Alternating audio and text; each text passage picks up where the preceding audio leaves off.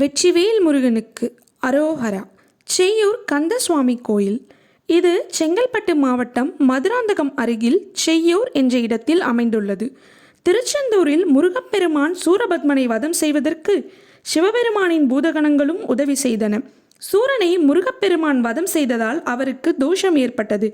எனவே தனது தந்தையான சிவபெருமானை சோமநாதராக நிறுவி வழிபடுகிறார்.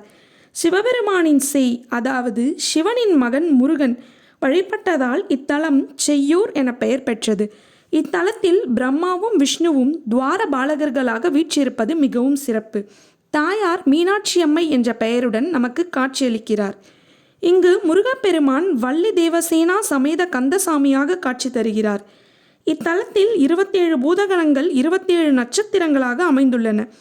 இந்த 27 வேதாளங்களும் பைரவரின் படையிலிருந்து சூரசம்ஹாரத்திற்காக முருகப்பெருமானுக்கு உதவியதாக சொல்லப்படுகிறது.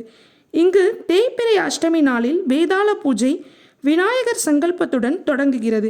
இந்த நாளில் நம் வேண்டுதல்களை நமக்கான வேதாளங்களிடம் முன்வைக்கும் போது அவை பைரவர் மூலமாக விரைவாக முருகனிடம் சேர்த்து அதை நிறைவேற்றும் என்பது நம்பிக்கை.